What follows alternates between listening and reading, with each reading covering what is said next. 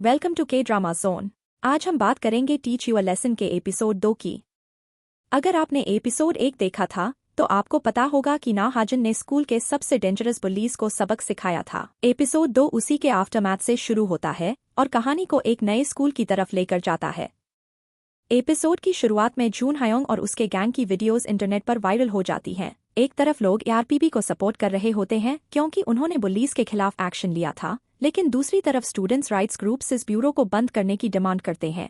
इस कंट्रोवर्सी के बावजूद एजुकेशन मिनिस्टर चोई गैंगसियोक साफ कहता है कि एआरपीबी का मिशन कंटिन्यू रहेगा और हर बुली को उसके एक्शंस का रिजल्ट मिलेगा।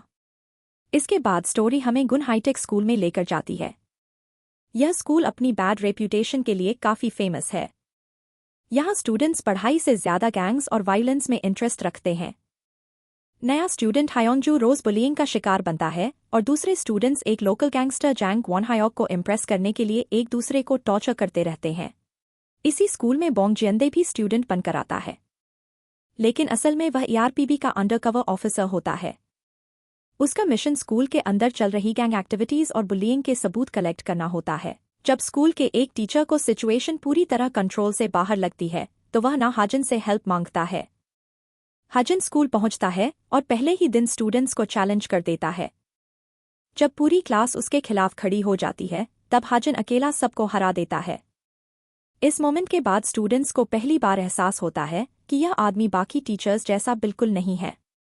इसके बाद हाजन स्कूल में स्ट्रिक्ट रूल्स लागू करता है। लॉन्ग स्टडी आवर्स, डिसिप्लिन और प्रॉपर क्लासेस शुरू करवाई जाती हैं। जो स्टूडेंट्स पढ़ने से मना करते हैं उन्हें अलग अलग तरीकों से लेसन सिखाया जाता है। धीरे धीरे कुछ स्टूडेंट्स समझने लगते हैं कि उनका फ्यूचर गैंग्स में नहीं बल्कि एजुकेशन में है। लेकिन असली प्रॉब्लम अभी खत्म नहीं होती। स्योंग वान और एनबीएम नाम के स्टूडेंट्स स्कूल के बाहर गैंगस्टर जैंग वॉन हायोक से मिलते हैं।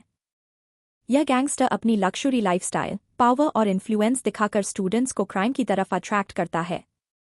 कई स्टूडेंट्स उसे अपना रोल मॉडल मानने लगते हैं। नाहाजन को पता होता है कि अगर वॉन हायोक को नहीं रोका गया तो पूरा स्कूल उसके इन्फ्लुएंस में आ जाएगा।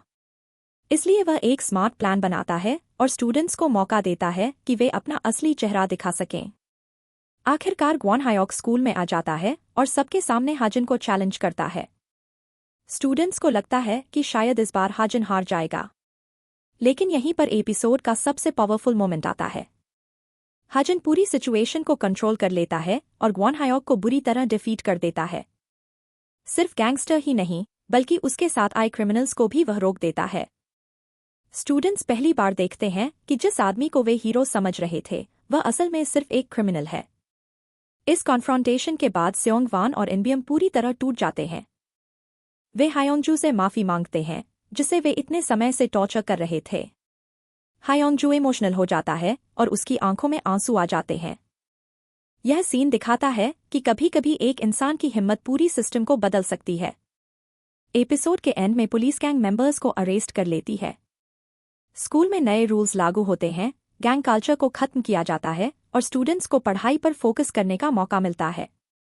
हायोंगजू आखिरकार शांति से अपनी स्टडीज कंटिन्यू कर पाता है, जबकि एआरपीबी टीम एक और मिशन सक्सेसफुली कंप्लीट कर लेती है।